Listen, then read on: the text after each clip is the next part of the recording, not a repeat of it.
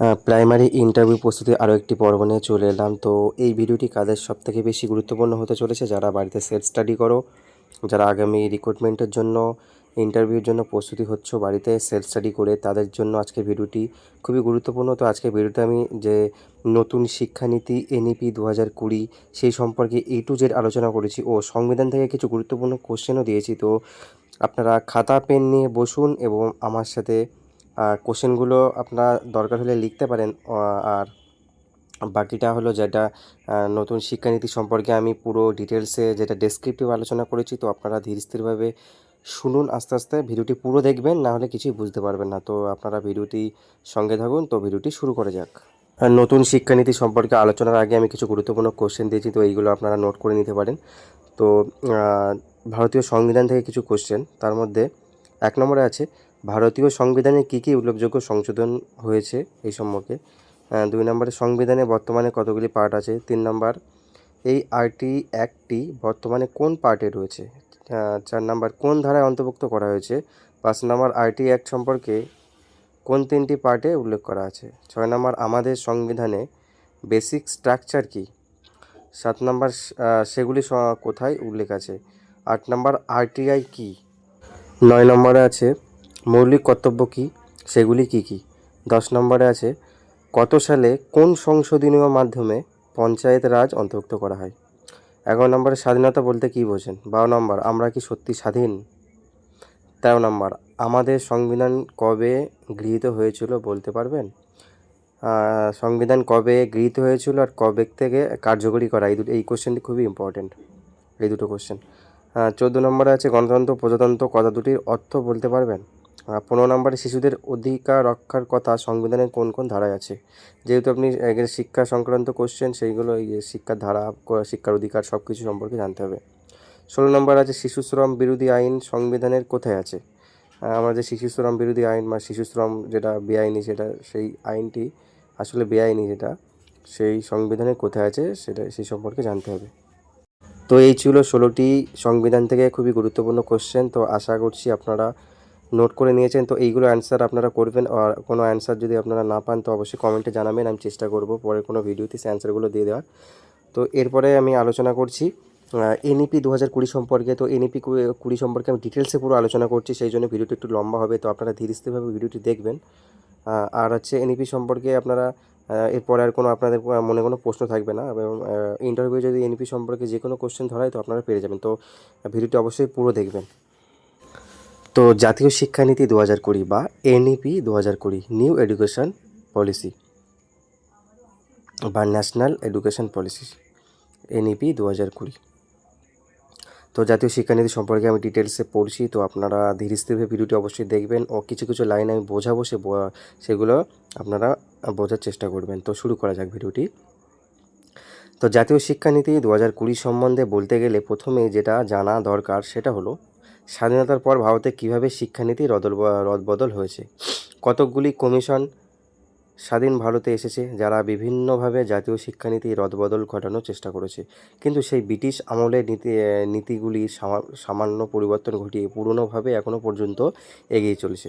ভারত সরকারের মন্ত্রিসভায় দ্বারা অনুমোদিত হয়েছে নতুন জাতীয় শিক্ষানীতি বা ন্যাশনাল এডুকেশন পলিসি 2020। এতদিন পর্যন্ত আমাদের শিক্ষা ব্যবস্থা চালু ছিল 1986 সালের জাতীয় শিক্ষানীতি অনুসারে, অর্থাৎ দীর্ঘ 34 বছর পর সেই শিক্ষা ব্যবস্থার ছেদ পড়ল। একবিংশ শতাব্দীর এটিই প্রথম শিক্ষানীতি যা 34 বছরের পুরনো। 1986 সালে শিক্ষা সংক্রান্ত জাতীয় নীতিগুলির পরিবর্তে গৃহীত হলো 29 জুলাই 2020 সালে। শিক্ষা জগতে প্রবেশ অধিকার, সাম্য, গুণমান, সহজলভ্যতা এবং দায়বদ্ধতা এই স্তম্ভগুলির উপর ভিত্তি করে শিক্ষানীতি তৈরি করা হয়েছে বলে জানানো হয়েছে এনইপি 2020-তে। এর সাহায্যে 2030-এর স্থিতিশীল উন্নয়নের যে লক্ষ্য ধার্য করা হয়েছে তা পূরণ হবে এবং ভারত প্রাণবন্ত এক জ্ঞান ভাণ্ডার হয়ে উঠবে, এই আশাতেই তৈরি হয়েছে এনইপি 2020। জাতীয় শিক্ষানীতি পরিবর্তনের সাথে সাথে শিক্ষা ব্যবস্থাকে এবার মানব সম্পদ উন্নয়ন মন্ত্রকের বাইরে বের করে তাকে শিক্ষামন্ত্রক নামে একটি নতুন ব্যবস্থার মধ্যে আনা হলো। 2015-তে টিএসআর সুব্রমণিয়ামকে প্রাক্তন ক্যাবিনেট সেক্রেটারি প্রাথমিক খসড়া রচনার ভার দেওয়া হয় ও তিনি 484 পৃষ্ঠার খসড়া কেন্দ্রীয় সরকারের কাছে পেশ করেন। 2016 সালের 7 মে এই কমিটি একটি রিপোর্ট জমা দেয়। রিপোর্টের মূল বিষয় ছিল improve quality education, creditability of education, implementation of gaps. নতুন শিক্ষানীতির খসড়া প্রস্তুতির সময় ইসরোর প্রাক্তন প্রধানকে কে কস্তুরীরঙ্গনের নেতৃত্বে বিশেষজ্ঞদের একটি কমিটি গঠন করেছিল কেন্দ্র। তারপর কেটে গিয়েছে 3 দশকেরও বেশি সময়। মন্ত্রিসভার অনুমোদনের পরে কেন্দ্রীয় মানব সম্পদ উন্নয়ন মন্ত্রী প্রকাশ জাবড়েকর সাংবাদিক বৈঠকে জানিয়েছিল যে গত 34 বছরে শিক্ষানীতিতে পরিবর্তন হয়নি। আশা করছি দেশের মানুষ এবং বিশ্বব্যাপী শিক্ষাবিদ এই নয়া শিক্ষানীতির প্রশংসা করবেন। স্লোগান: এই শিক্ষানীতি সম্পর্কিত একটি স্লোগান প্রকাশিত হয়েছে, সেটি হলো এডুকেট, এনকারেজ অ্যান্ড এনলাইটেন। এর মাধ্যমে বোঝা যাচ্ছে যে সারা ভারতবর্ষব্যাপী হবু যুবক যুবতীর মধ্যে সার্বিক শিক্ষা আলোকিত করা একমাত্র উদ্দেশ্য। প্রেক্ষাপট: আত্মবিশ্বাস ও স্বনির্ভরতার লক্ষ্যে এবং বৃত্তিমুখী এবং বিজ্ঞানকেন্দ্রিক শিক্ষা ব্যবস্থাকে কায়েম করতে কেন্দ্রীয় সরকার যে বিভিন্ন সংস্কারমূলক কর্মসূচি গ্রহণ করেছেন, তারই ফলস্বরূপ ক্ষেত্রের মতো শিক্ষাক্ষেত্র আধুনিকীকরণ করার প্রয়াস করেছেন। পরিবর্তনের ক্ষেত্রে নতুন জাতীয় শিক্ষানীতির যে ক্ষেত্রগুলি সংস্কার এর কথা ভাবা হয়েছে সেগুলি হলো: 1. জিডিপি 6% শিক্ষা খাতে খরচ করা হবে, যার বর্তমানে 1.7% হয়। 2. 6 থেকে 14 বছরের বদলে 3 থেকে 18 বছরের বাচ্চাদের বাধ্যতামূলক শিক্ষার মধ্যে আনা হবে। আগে কেমন ছিল? আগে ছিল 6 থেকে 14 বছর, এখন 3 থেকে 18 বছর এটা করা হবে, যেটা নতুন এডুকেশন পলিসির মধ্যে করা হয়েছে। 3. 18 বছর পর্যন্ত বাচ্চাদের শুধু প্রাথমিক শিক্ষা নয়, শিক্ষার অধিকার এর আওতায় আনা হবে। বিশেষ করে মেয়েদের শিক্ষা বিশেষ অগ্রাধিকার পাবে। শিক্ষার জন্য তৈরি হবে রাষ্ট্রীয় শিক্ষা আয়োগ, যার প্রধান হবে প্রধানমন্ত্রী। পরে 5 নম্বর, বিদেশের সেরা 100টি বিশ্ববিদ্যালয় ও 100টি কলেজকে এদেশে তাদের ক্যাম্পাস গড়ার অনুমোদন দেওয়া হবে। 6 নম্বর, ডিজিটাল শিক্ষাকে গুরুত্ব দিতে হবে।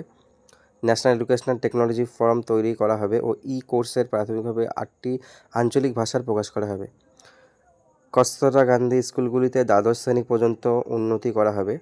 8 নম্বর, লার্নিংয়ে জোর দেওয়া হবে ও 8টি ভাষার আপাতত অনলাইনে পড়ানো চলবে। 9 নম্বর, ভাষা সাহিত্য, সঙ্গীত, দর্শন, শিল্প, নৃত্য, থিয়েটার, গণিত, পরিসংখ্যান বিজ্ঞান, সমাজবিজ্ঞান, অর্থনীতি, ক্রীড়া প্রভৃতি বিভাগে উচ্চশিক্ষাকে প্রতিষ্ঠিত ও জোরদার করা হবে প্রতিষ্ঠানগুলিতে। এবার হচ্ছে ইম্পর্টেন্ট টপিক, যা হচ্ছে খুবই এখান থেকে ধরা হয় ইন্টারভিউয়ে, সেটা হল বিদ্যালয় শিক্ষা। উপরিউক্ত সাধারণ পরিবর্তন ছাড়া স্কুল স্তরে যে পরিবর্তনগুলি জাতীয় শিক্ষানীতিতে পরিবর্তিত হতে চলেছে তা হলো: বিদ্যালয় শিক্ষাকে 10+2 এর পরিবর্তে 5+3+3+4 এর আদলে সাজানো হয়েছে। 3 বছরের প্রাথমিক শিক্ষার সাথে সাথে দশম শ্রেণীর পরীক্ষা ব্যবস্থা অবলুপ্ত করে 9 থেকে 12 ক্লাস পর্যন্ত একটা অভিন্ন 8 সেমিস্টারের সিস্টেম আসতে চলেছে, যা মুক্ত বিদ্যালয়েও থাকবে। 3 বছর প্রাক প্রাথমিক ও 2 বছর প্রাথমিক প্রথম তৃতীয় শ্রেণী, যা 8 বছর বয়স পর্যন্ত চলবে। তারপর তৃতীয় থেকে পঞ্চম শ্রেণীতে 8 থেকে 11 বছর পর্যন্ত চলবে। ষষ্ঠ থেকে অষ্টম শ্রেণীতে 11 থেকে 14 বছর পর্যন্ত চলবে ও নবম থেকে দ্বাদশ শ্রেণী, যা 14 থেকে 18 বছর পর্যন্ত শিখবে। এটা হচ্ছে ইম্পর্টেন্ট। তাহলে কি 3 বছর প্রাক প্রাথমিক থাকবে, 2 বছর প্রাথমিক প্রথম ও দ্বিতীয় শ্রেণী, যা 8 বছর বয়স পর্যন্ত চলবে। তারপর তৃতীয় থেকে পঞ্চম শ্রেণী, যা 8 থেকে 11 বছর পর্যন্ত চলবে। তারপর ষষ্ঠ থেকে অষ্টম শ্রেণী, যা 11 থেকে 14 বছর, ও লাস্টের নবম থেকে দ্বাদশ শ্রেণী, যা 14 থেকে 18 বছর পর্যন্ত চলবে। তো এই নতুন পলিসিতে এটাই থাকবে, 5+3+3+4।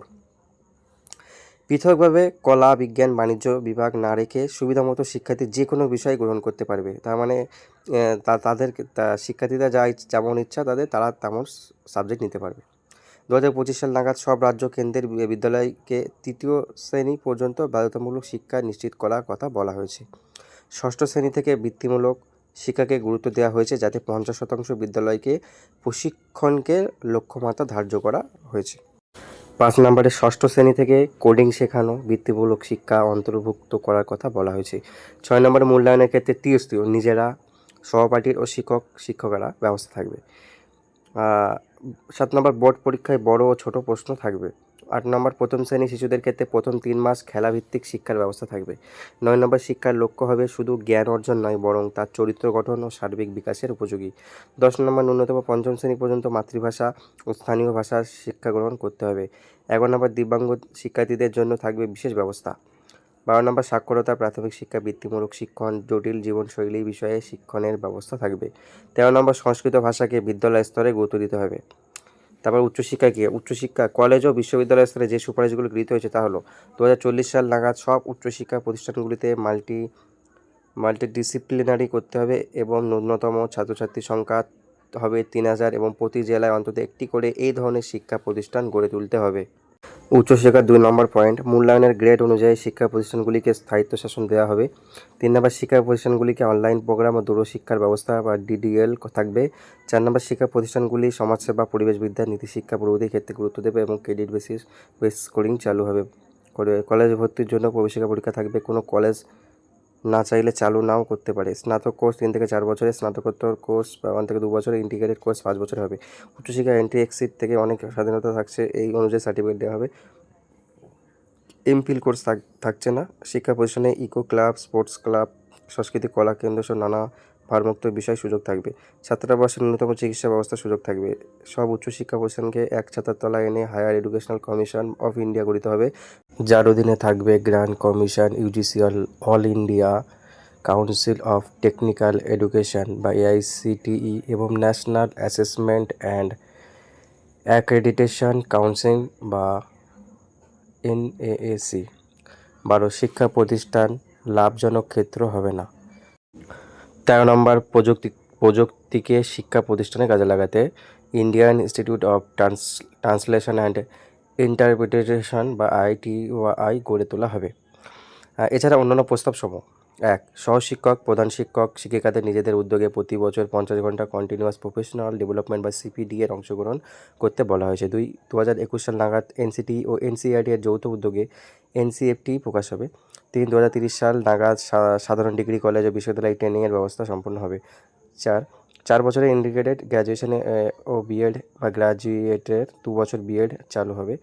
স্নাতকোত্তরদের 1 বছরের বিএড কোর্স হবে। 5, শিক্ষায় প্রযুক্তি, ডিজিটাল লাইব্রেরি ও ভার্চুয়াল ল্যাবের ব্যবস্থা থাকবে। 6, শিক্ষা প্রতিষ্ঠানে ভর্তি ও ছাত্রছাত্রীদের অগ্রগতি মূল্যায়নের ক্ষেত্রে টেকনোলজির ব্যবস্থা করা হবে। বিশ্ব শিক্ষানীতির প্রতি দৃষ্টি রেখে তৈরি এই শিক্ষানীতি একাডেমিক, ভোকেশনাল, এক্সট্রা কারিকুলার অ্যাক্টিভিটির উপর নজর দিয়ে তৈরি করা হয়েছে। যার যেদিকে দক্ষতা তারা সেটাই বেছে নিয়ে আগামীর পথ চলতে পারবে এবং প্রতিটি ক্ষেত্রেই সমান গুরুত্ব প্রদান করা হবে। ছাত্রছাত্রীরা যে যেদিকে দক্ষ বা পারদর্শিতা রয়েছে, পছন্দ রয়েছে, সেদিকেই তারা পড়াশোনার প্রতি নজর দিতে পারবে। এই কোর্সে অংশগ্রহণ করে জীবনে সফলতার জন্য দক্ষতা বৃদ্ধি করতে পারবে। স্কুল কলেজ থেকে বেরিয়ে যাতে তারা বাস্তব পৃথিবীর সামনে প্রকৃত মানুষ হয়ে দাঁড়াতে পারে এবং আগামী দিনে ব্যক্তিগত জীবনের সাথে দেশের সার্বিক উন্নয়নের হাত ধরতে পারবে সেই দিকের প্রতি বিশেষ করে গুরুত্ব দেওয়া হয়েছে। এখনও পর্যন্ত এই শিক্ষানীতি ভালো মন্দ নিয়ে সমালোচনা করা কতটা যুক্তিযুক্ত তা নিয়ে সংশয় দেখা যায়। সার্বিকভাবে যদি বিশ্বমানের শিক্ষানীতির সঙ্গে সামঞ্জস্য রেখে এই প্রয়োগ হয়, আশা করা যায় আগামী দিন ছাত্রছাত্রীরা সারা বিশ্বের সঙ্গে তাল মিলিয়ে একইভাবে প্রতিযোগিতার সমকক্ষ হতে পারবে। যদিও ভারতবর্ষের সমস্ত জায়গার পরিকাঠামো, অর্থনৈতিক ও সামাজিক অবস্থা একই নয়, তথাপি শিক্ষানীতির ভালো দিকগুলো বিশেষভাবে নজর রেখে সকলকেই এগিয়ে এসে প্রয়োগ সার্থকতার উপর জোর দেওয়া দরকার। তো এই ছিল NEP 2020 পুরো ডিটেলস। তো আপনারা এর মধ্যে ভিডিও পজ করে সব কিছু দেখে নিতে পারেন ও যদি বুঝতে কোনো সমস্যা অবশ্যই কমেন্টে জানাবেন। তো যারা এই পর্যন্ত ভিডিওটি পুরোটা দেখেছেন তো তাদের আমার তরফ থেকে কংগ্রাচুলেশন, কারণ আপনারা ইন্টারভিউটাকে খুবই সিরিয়াসভাবে নিয়েছেন, সেই জন্য ভিডিওটি পুরোটা দেখেছেন। তো আশা রাখছি যে আপনাদের স্বপ্ন খুব তাড়াতাড়ি পূরণ হবে। তো সামনে ইন্টারভিউর জন্য প্রস্তুতি নেবেন। তো আমার চ্যানেলে সব পার্ট 1, 2 করে সব ভিডিও দেওয়া আছে। তো ভিডিওটি পুরোটা দেখবেন ও কমেন্ট করবেন যে আপনারা কোন বিষয়ে ভিডিও চান। তো আমি সব কিছু ভিডিও দেওয়ার চেষ্টা করব। ভিডিওটি যদি আপনাদের একটু হেল্পফুল হয়ে থাকে তো ভিডিওটি একটি লাইক দেবেন, চ্যানেলটি সাবস্ক্রাইব করে পাশে থাকবেন। তো সবাই ভালো থাকবেন, সুস্থ থাকবেন। ধন্যবাদ।